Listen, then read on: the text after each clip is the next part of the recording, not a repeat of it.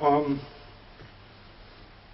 I know this is a complex topic, so we'll try and break it down in the time we have. But as the syllabus that was sent out, the notice said that we're dealing with the friends and foes or adversaries of Israel, the Jewish people within the Christian world. And it is true that Christian friends of the Jewish people have supported the Zionist movement since its inception. And indeed, it was Theodor Herzl who first coined the phrase Christian Zionist in reference to certain figures that were sitting there at the first Zionist Congress in Basel, Switzerland. People like William Heschler, Jean-Henri Dunant, the winner of the first Nobel Peace Prize. And if you have looked at this movement you'll know that it had dated back to the time of the Protestant Reformation, was widely known as Restorationism, and it predates the advent of political Zionism by decades, if not centuries. And it triumphed with the Balfour Declaration. 6 of the 9 members of David Lloyd George's cabinets were openly avowed professing Christian Zionists.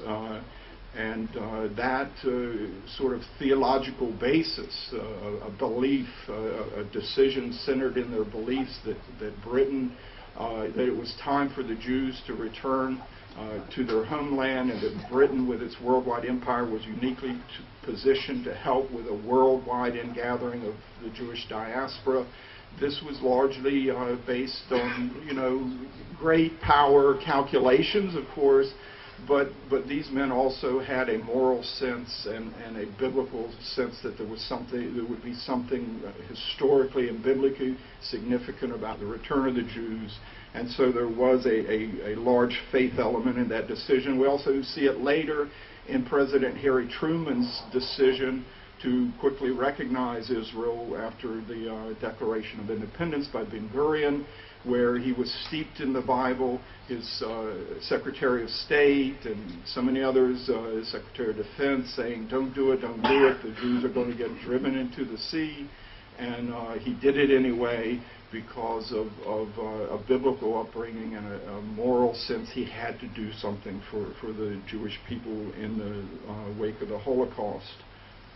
Today, Christian Zionism has reached unprecedented levels, and its followers indeed play an important role worldwide in building support for Israel. But on the other hand, there are a variety of leaders, mainly among certain Protestant denominations, that are rapidly emerging as among the main adversaries of Israel.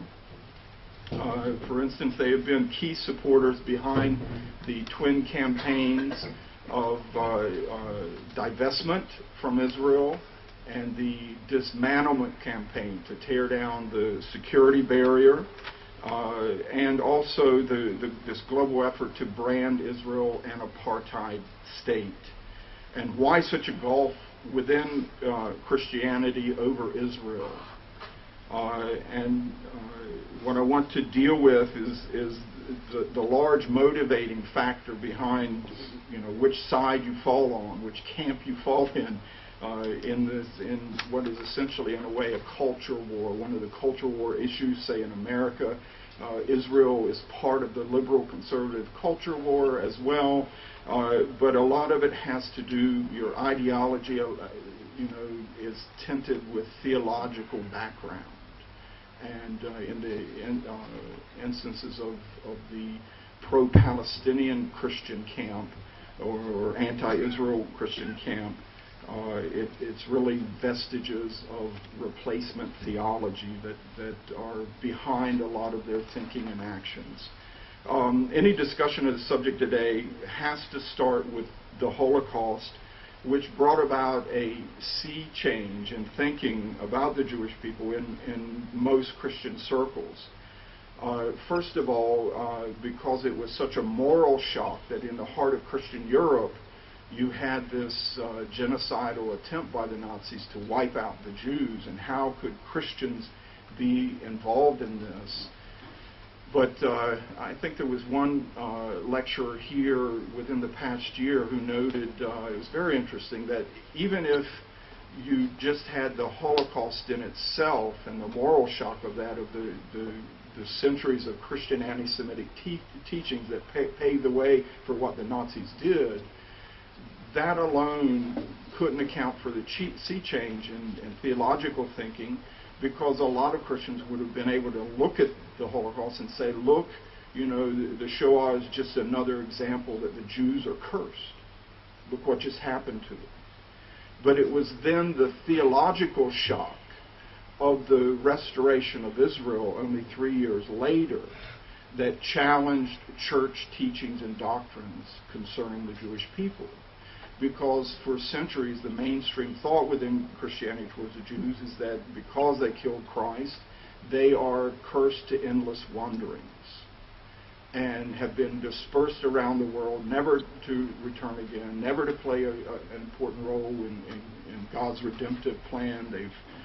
We'll go into this more. They've served their purpose, and all of a sudden the Jewish sovereignty is restored in the land, and it just doesn't square with our doctrines.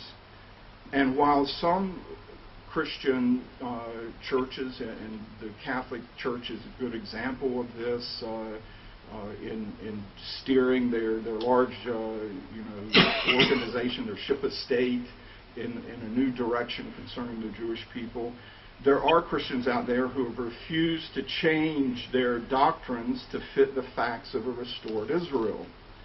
And they'd rather try and change the facts back to fit their theology of a rejected Israel. This is a large motivating factor that I've identified in what is driving a lot of these pro-Palestinian Christians out in the wider world.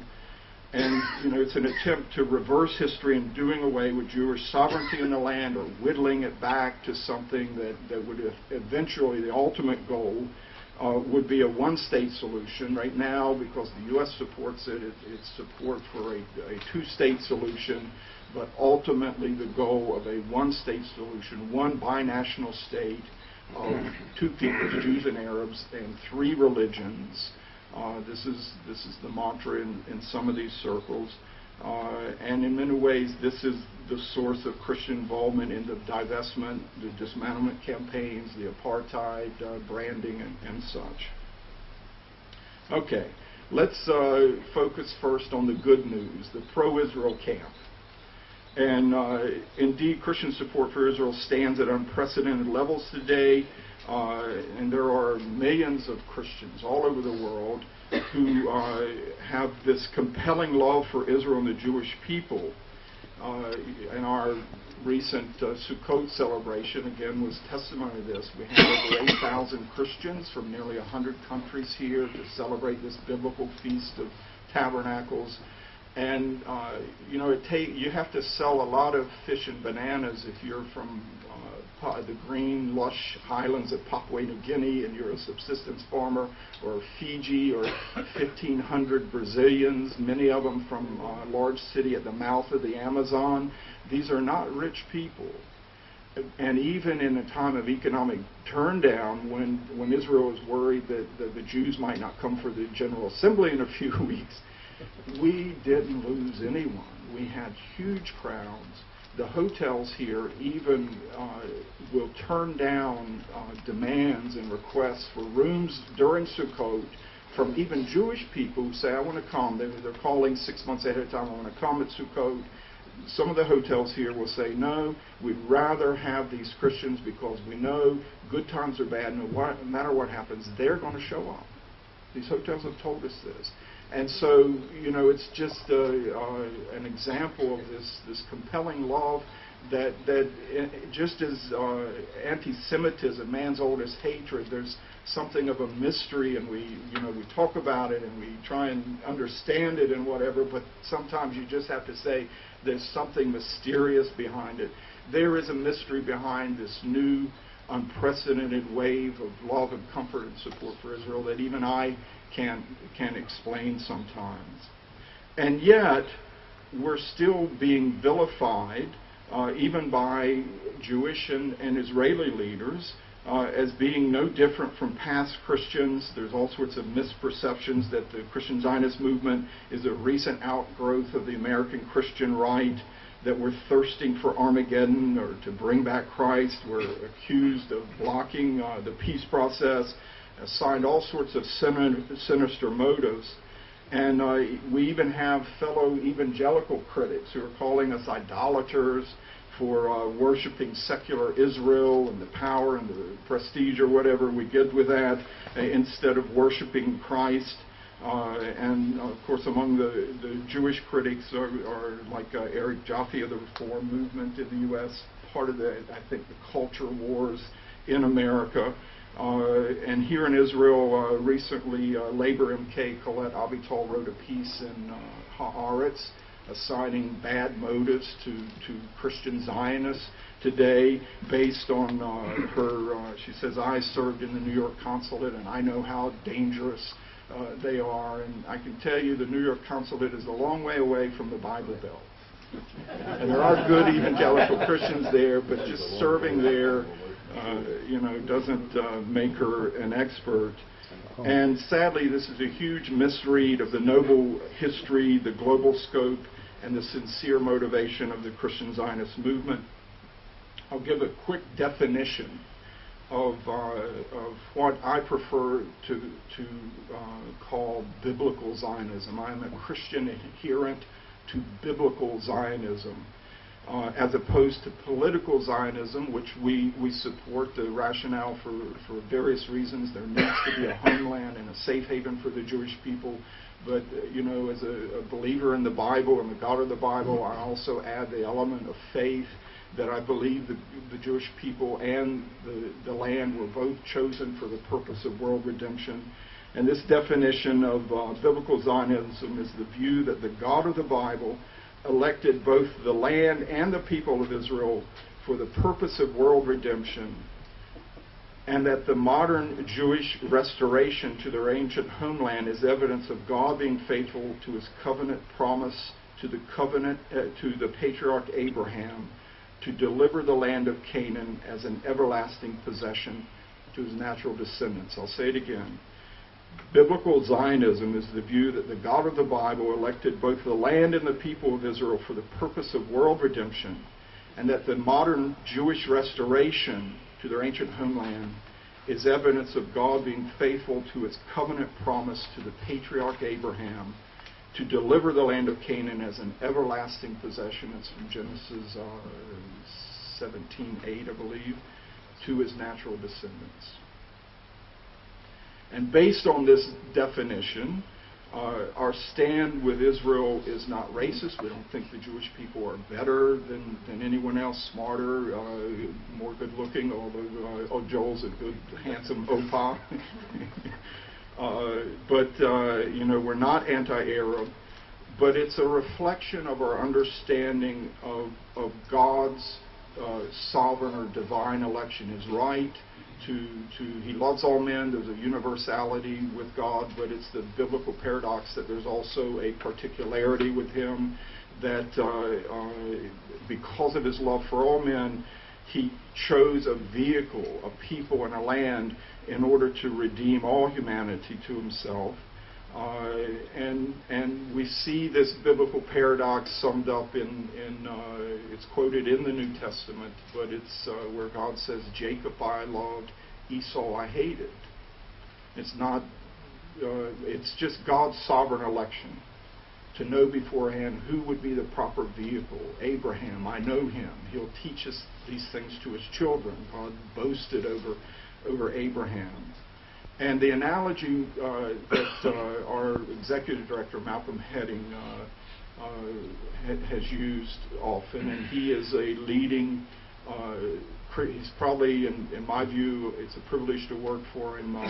He's the leading Christian theologian today on biblical Zionism, and it's been a privilege to sit under him. But he uses the analogy of, our dear friend here, dear sister, she can give birth, I can't. And she has a unique role in the world that I have to respect. And we're equal, we're equal, we're humans, but I have to understand she has a unique ability to do something that I can't do, and this is the view of the Jewish people, that there has to be a certain level of respect, and especially respect for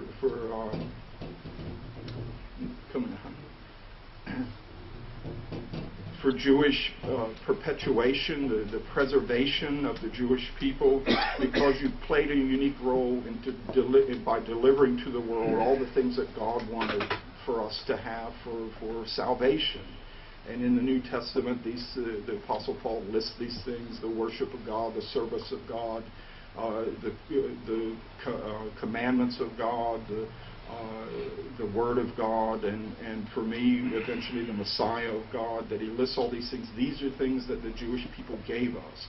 And we have a certain level of respect for the collective Jew, now represented in national Israel, the state of Israel, that both the land and the people, in the interaction of the exiles and the returns and such, God is working out his redemptive plan for the whole world in this. This is the clear teaching of the New Testament.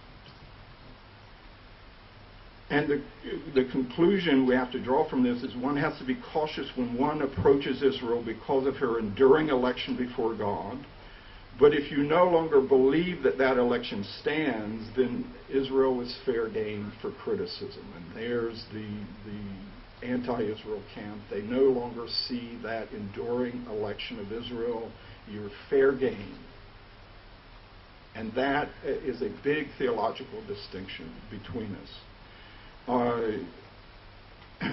I'll just give a few more remarks on Christian Zionism. It's the good news. Let's dwell on a little more before we get to the bad news.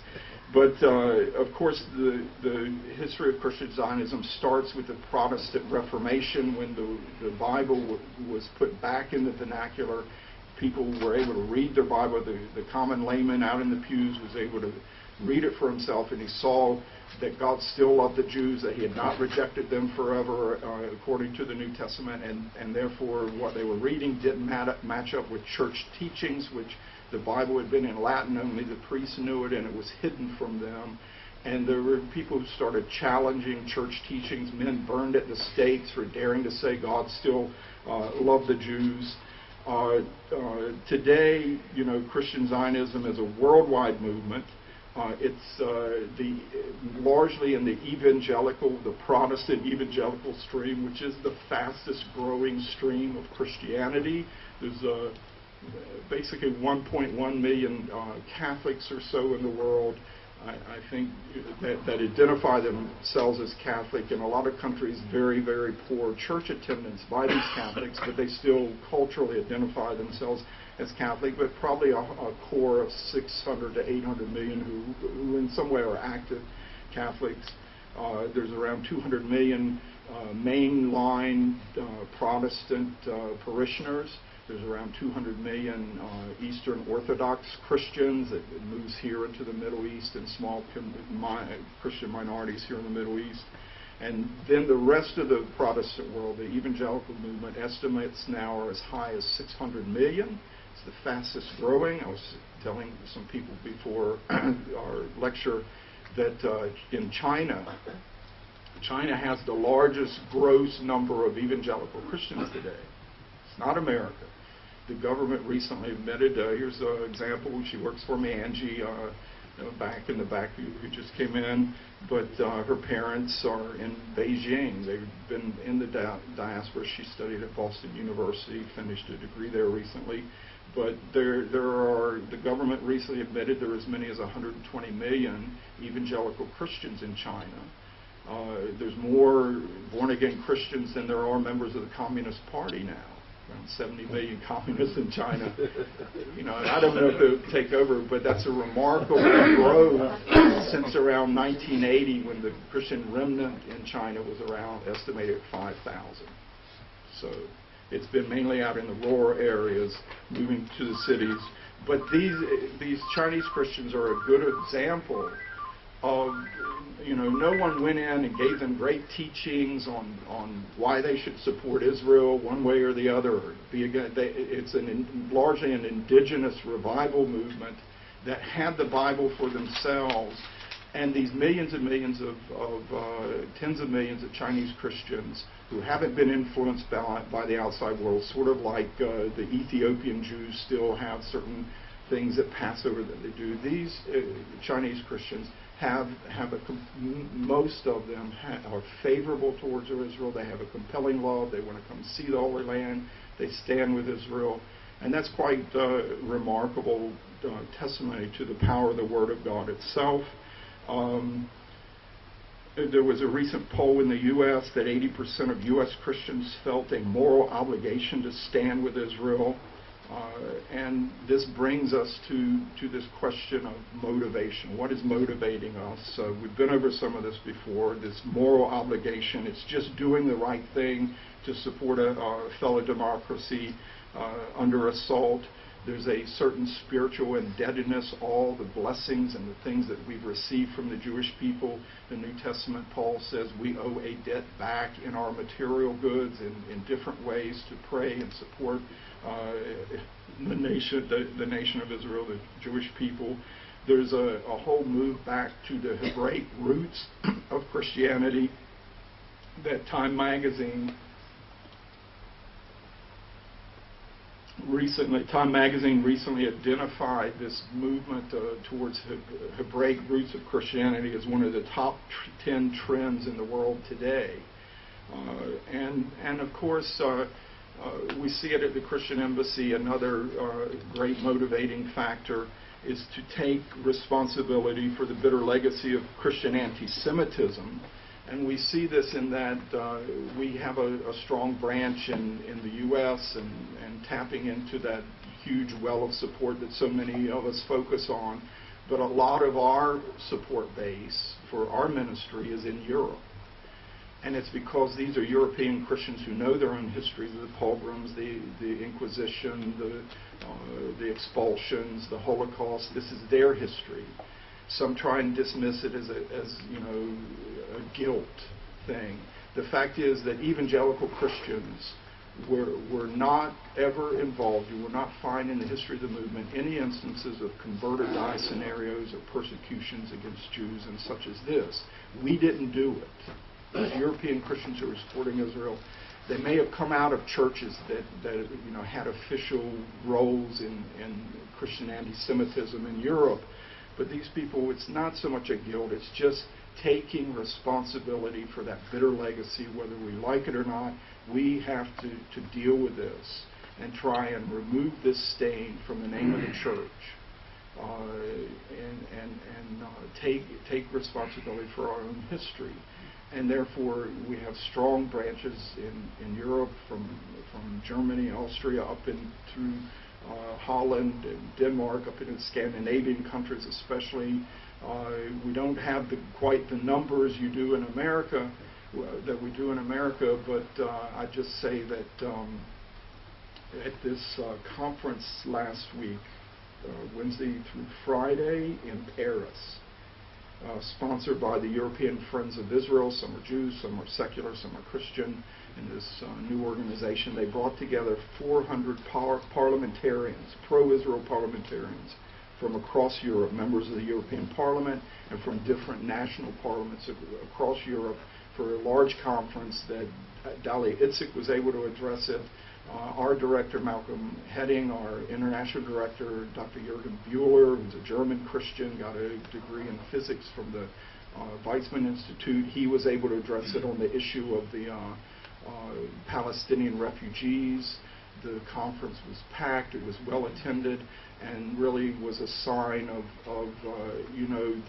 the pro-Israel parliamentarians, most of whom are Christians throughout Europe, are starting to say, they're finding friends, they're networking, and they're coming out and saying what happened a few years ago during the Intifada, the height of the Intifada, when Europe was so tough on Israel. It's not going to happen again.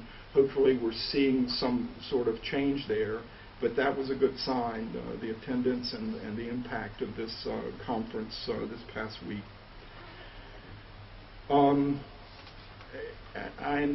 want to distinguish within the pro-Israel camp. There's largely two theologies circulating there that most Christians, they can't say it's covenantal theology and dispensationalism. And most Christians, they, if you ask them, do you adhere to covenant theology or dispensationalism or replacement? Most Christians really couldn't say where they are, because we have a lack, especially in the Protestant world, of drilling doctrine into people. We want to, there's too much prosperity gospel, success, these other things that these preachers want to dwell on, rather than teaching the Word of God in a clear and systematic way.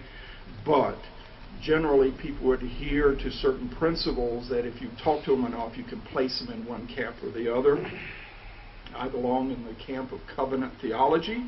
This is the concept that can be found in the writings of the church fathers such as Irenaeus and Augustine, but the reformer John Calvin was the first to organize God's salvation economy under the category of covenant theology. And this is the view that the great covenants of the Bible, the Abrahamic covenant, the Mosaic, the Davidic, and for Christians the New Covenant, they are the golden thread that ties together God's redemptive plan for all the world. They tell the story of how God wanted to redeem the world to himself. And you need to understand a little caveat that you can be an adherent to covenant theology and still be anti-Israel. I'll explain this a little more. If you believe that the covenant that God made with Abraham has fulfilled its purpose, or because of Jewish rejection of Jesus for other reasons, it's been nullified in some way, even though the New Testament, the Apostle Paul speaks out against both thoughts. They were there even in the first century, and he addresses both of these sort of thoughts. But you can still be into covenant theology and still be anti-Israel. But I'd say that some point to the exile of the Jewish people for 2,000 years as an example of God. The Jews served their purpose, and God's finished with them whatever covenant or deal or contract He made with them. It completed its purpose. And yet, I believe that the 2 millennia of exile was not a sign of Israel's rejection. Rather, God was just being faithful to His side of dispensationalism. Is rather a focus on prophetic passages, and Israel plays some role in the end time, in your end time chart. They have some central role, and we should support them.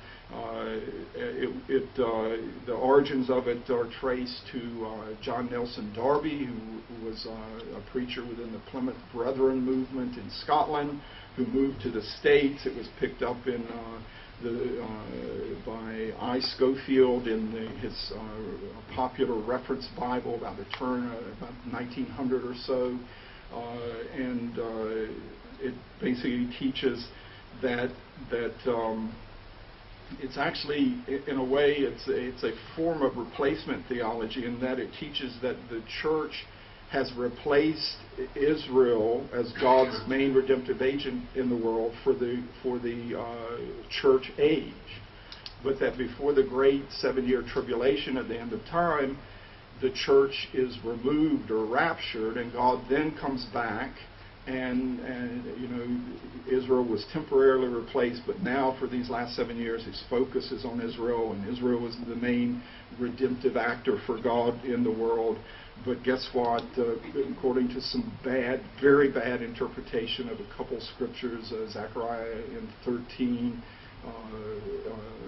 Zechariah 13, Ezekiel 5, and others, they believe that 2/3 of the Jews here in the land of Israel are going to die, so that 1/3 call on Jesus, and it is their conversion and whatever that brings back Christ, but somehow Israel has a central role, and for now we'll support it. And I'd say that that even with this erroneous prophetic interpretations, their hearts are still in the right place. You can talk to them and they have a deep, abiding love for Israel. It's just that they've been taught a very popular but very bad sort of approach to the Bible and such. I grew up in the Bible Belt, and it's, this sort of thinking is very popular there. I can say not everyone, just because your preacher preaches, it doesn't mean you buy into it. It's someone's interpretation, and I think that most Christians, even in what we'd call the dispensational Zionist camp, it's just another thought out there. And I'm sure in the Jewish world, I've seen it. I've even seen Rabbi Riskin give a good fiery end-time sermon of whatever. I'm sure in the Jewish world there's all sorts of debates about the prophetic scenarios and such. There's debate out there in the Christian world. There is certain prophecy charts that have been popularized, but don't think that everyone buys into it, and that in their hearts the dispensationalist crowd does love Israel very much, and it's a God-given love. I believe. I think it's harmless in that if they believe they're going to be raptured out before the real troubles start, then how can they be involved in some last convert or die scenario? They're gone. They're not here, and what they believe, that sort of convert or die is actually done by people under the Antichrist who are in an ultimate rebellion against God, much like the pre-flood world. That God took his hands off, his spirit stopped striving with man, let the rebellion bound up in the heart of man take its course wherever it led. God lets it ripen, the rebellion ripen until he has no choice but to come and judge it, and that somehow humanity, led by this diabolical leader, they take out the rebellion against God. It's a rebellion against God. They take it out on Israel. And therefore these Christians who believe in dispensationalism, they're not around. They're not part of that rebellion. They're not even around. So, that's why I say in a way it's a harmless belief that you don't have to be worried about it.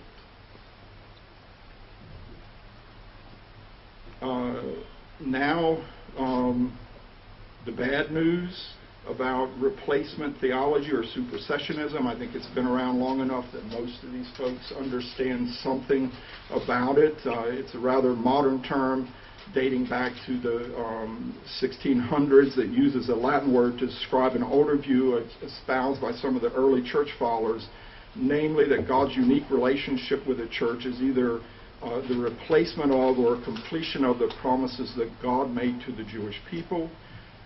That's why some people are uncomfortable, some who believe in replacement theology, they're uncomfortable with that phrase. They'd rather say fulfillment theology. God fulfilled everything he promised to the Jewish people.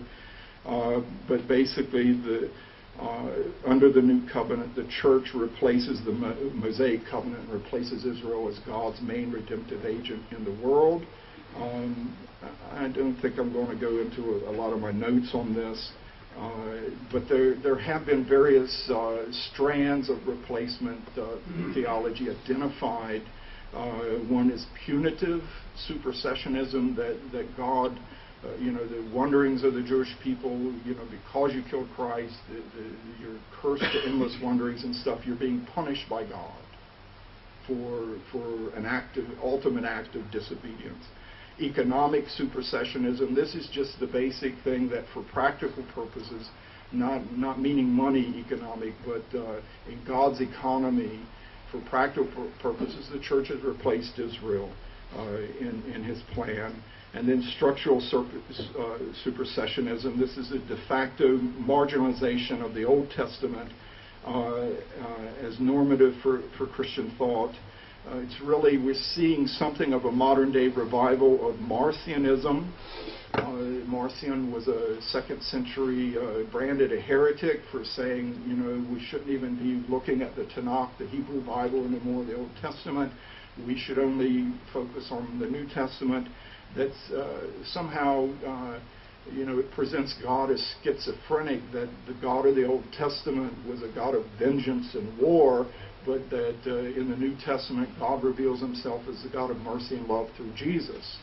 And you have to be serving a schizophrenic God to do that. And that's why I think this is one of the main conclusions I can draw from my years of involved in this field, that there's a failure in the Christian world to understand biblical paradoxes about God's universal love for all men and the particularity of his sovereign election in choosing, and that he's a God of Paul, the Apostle Paul says, behold the goodness and severity of God. You have to be able to reconcile these two paradoxes within the character of God, his faithfulness, his trustworthiness, his love, his holiness, that he lashes out at sin.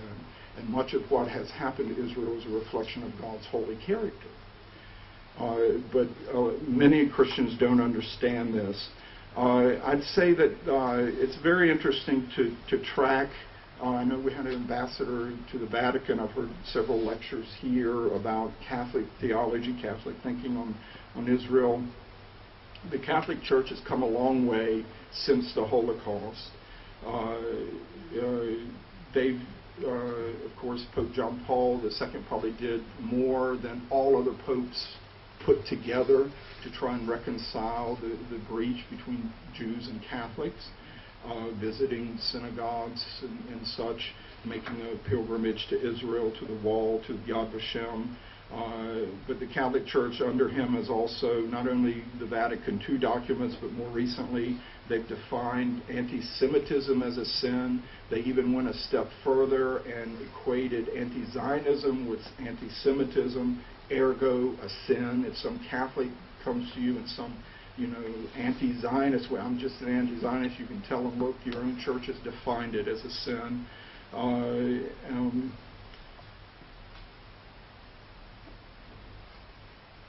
But I'm not sure, and the Catholic Church has repudiated replacement theology, which was its official teaching for centuries.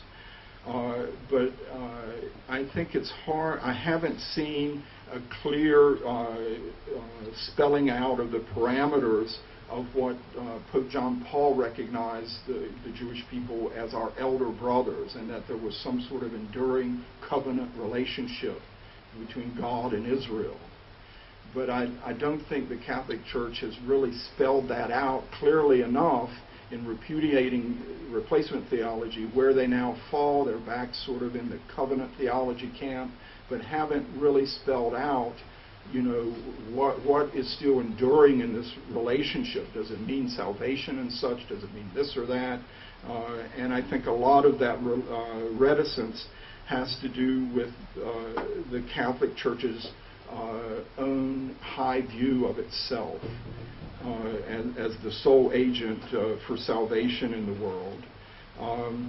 I'd note here an interesting liberal Protestant answer to this sort of question. A couple years ago, the Seville Palestinian Liberation Theology Center, which we'll get into our last subject, liberation theology, but the Seville, the Palestinian Liberation Theology Center here, they held a conference specifically to attack Christian Zionism, and they invited the new Anglican Archbishop of Canterbury, Rowan Williams, to come and be their highlight speaker. Edward Said was no longer around. He was dead. They needed Bishop Tutu couldn't make it, their new patron, but they wanted Rowan Williams to come, and he declined, and one of his spokesmen said, look, he didn't want to be identified with the wrong voices, and he actually sent them like a pastoral letter setting out basically some sort of covenant theology hybrid that was very interesting, where he said that there is an enduring election and covenant over Israel, that Israel today still serves as a light to the nations, a model, a paradigm for walking in faithfulness with God and knowing His blessing, walking in disobedience and knowing His loving correction, that Israel today still serves that, as a light to the nations. Let the world, you take Israel as an example. He refused to come. On the other hand, he has said some disturbing things about the occupation and this and that I think go beyond fair comment. But it was an interesting thesis that he put forward there from a liberal Protestant view, trying to wrestle with this question: what is Israel's enduring covenant role in the world? The problem with replacement theology in general is that it denies the immutable nature and character of God as someone who cannot lie. And when he makes a promise by covenant and swears by himself, this is New Testament teaching, you can take it to the bank. And he'll never renege on it. He'll never change his mind. He'll never nullify it. That one, you can add a covenant, but a new covenant does not nullify an old one. And this is straight out of the New Testament. I can give you quotes.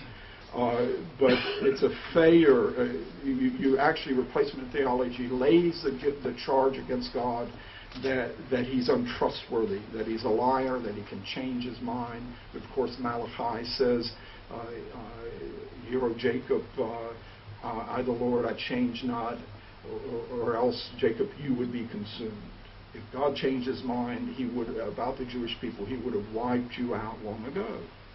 This is the teaching of the Bible about as far as it reveals the nature and the character of God, the God of the Bible who identified himself with ancient Israel.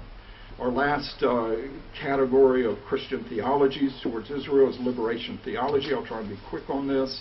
Of course, there are two main types floating around that we need to be concerned with in our setting on Israel. Black liberation theology, largely because of the election of Barack Obama as President of the United States, and Palestinian liberation theology.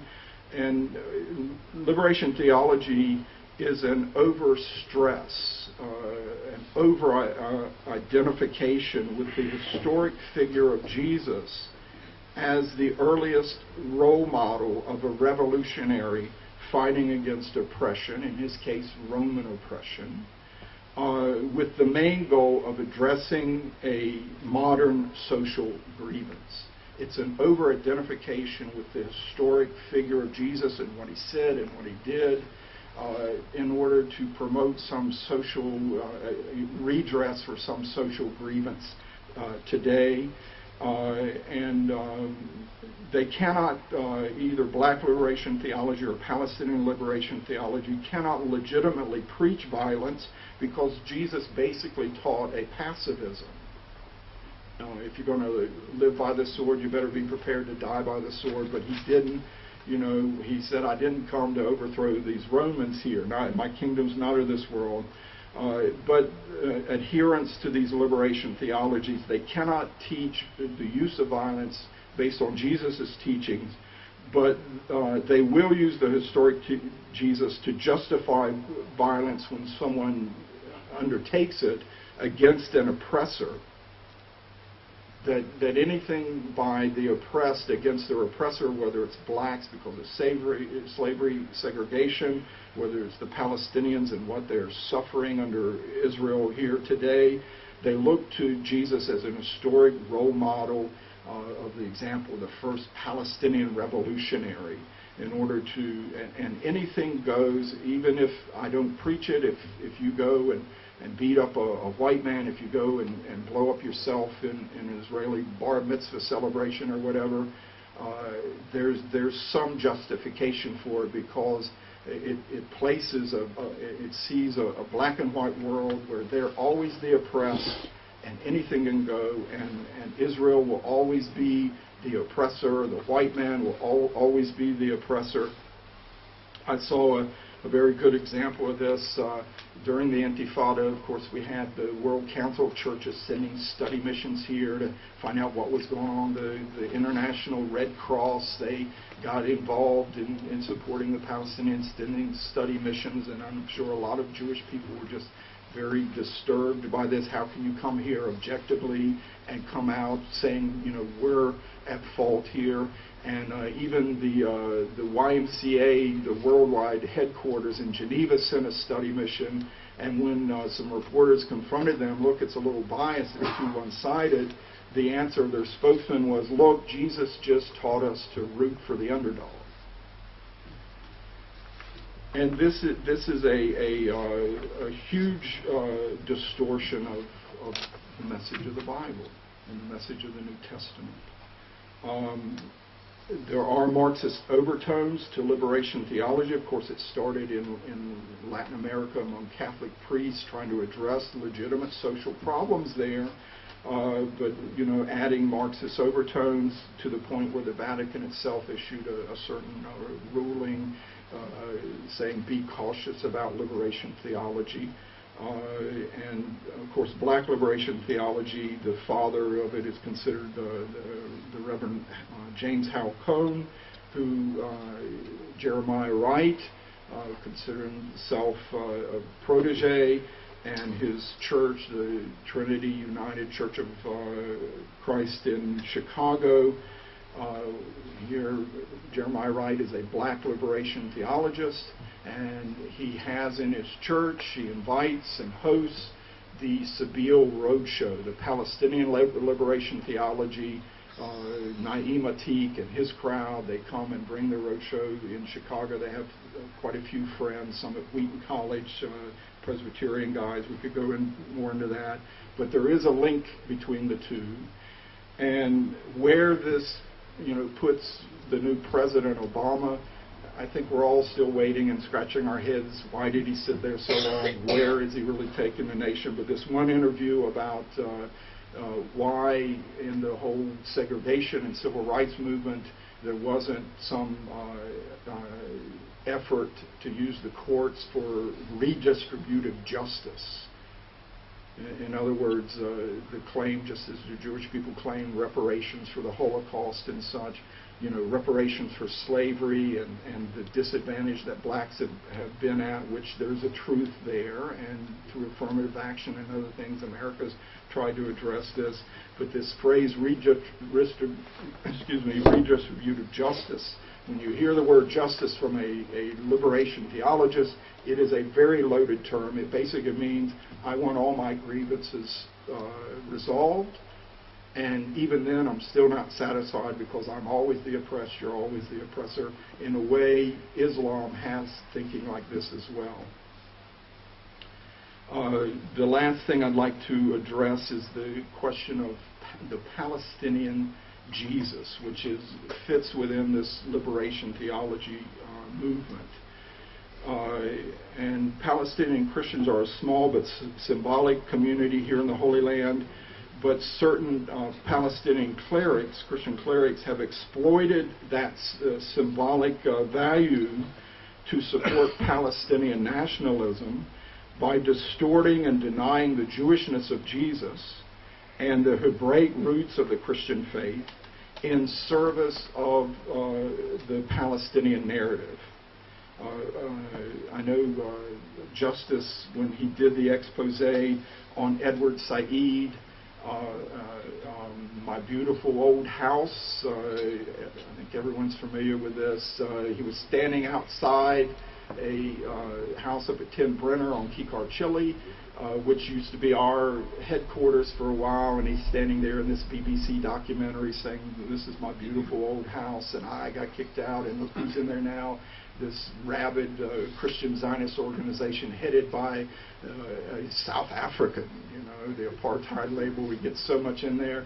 In that documentary, you have Edward Said standing over a man who's still jingling his keys he lived in Upper Malha, out near the mall, where the mosque is there, and he's still got his keys in his pocket, but he can't go visit or something. The true Israeli soldier won't let him through, and Said stands over him and talks about the Palestinian suffering over the Jews, and he says this endless Calvary, this constant crucifixion, and it's using the historic figure of Jesus in a distorted way to try and deliberately draw up classic Christian anti-Semitic motifs that because Jesus suffered under the Romans, And here the Palestinians are suffering under the Jews, trying to, the Israelis are not only Nazis, but they're also the Romans oppressing us. And that the body of Palestinians, the Palestinian body now represents the body of Christ, still being crucified here in the land. A deliberate attempt to drag up and conjure up classic Christian anti-Semitic motifs in the cause of the Palestinian, nationalism. Many of you may know Petra Held, Reverend Petra Held, Lutheran minister here, head of the Ecumenical Theological Fraternity in Israel, one of the preeminent Christian scholars here. She and her husband Malcolm Lowe have done a lot of writing that says, look, if you cut yourselves off from your Jewish roots as a Christian and you deny the Jewishness of Jesus and say the Old Testament doesn't matter, we don't need anymore, that sort of revived Marcionism, you open yourself, you've got a void there. Where did we come from? And you've actually opened yourself to backfill by Islam. And this is why many of these Palestinian clerics say we have great relations with the Muslims, even though it's not true, and they'll lie. And Rafi's written about this. We've covered a lot of this. But if Islam says Adam was the first Muslim submitted to God, and Abraham, and co-ops all your great biblical heroes, it's very easy for these Christians to then slide into, that Islam really was the origin of our faith or something. It's a real openness to a slippery slope there. I'll end with a word of advice. The theological battles within Christianity over Israel are best fought by Christians themselves. Jews can challenge the anti-Israel camp within the Christian world on factual grounds as to modern events and even Old Testament approaches. If they are citing the Old Testament wrong, you can correct them on it, but not on the New Testament, because it will produce a certain resentment, because they will think, look, you don't believe in the New Testament anyway, why should I argue about this? It's best to let Christians let us argue out these theological wars among us. It's like me as a Christian trying to say who is right between Orthodox Reform and Conservative Judaism. It's just not my place. You can defend Israel, but and defend your cause, defend the rightness of your cause from a biblical standpoint. But once you cross over into New Testament, even if you've read it and all, because you don't consider it legitimate, they're going to dismiss you easily. And a good example of how this sort of wisdom was used was either the American Jewish Congress or American Jewish Committee took former CIA Director James Woolsey to Birmingham when the Presbyterian Church reversed their divestment resolution. England? No, in Birmingham, Alabama. Alabama. But they used that he was a Presbyterian, and of course had all these other credentials to sit there in front of the committee that had dealt with this and said, what a blunder. But he was a fellow Presbyterian, and it carried the day, and they backed off that decision. I would say that at the same time in the Richmond Assembly, I think it's 2 years earlier, it's every 2 years they hold a biannual assembly, they passed a separate resolution to divestment that's still on the books that basically demonizes Christian Zionists. So I'll conclude with this, standing with the Jewish people, we get demonized with you even by fellow Christians, but we consider it an honor. And our main mandate is to comfort you, that even if we can't get something done here or there and solve every problem for you, at least you know you have friends, good, reliable, trustworthy friends, who not only factually and historically we understand the struggle you've been through, but it's a root bottom rock foundation of our faith, that the same God who promises me things under the New Testament is the same God who promised you. If he's not faithful to you, then how can I trust him?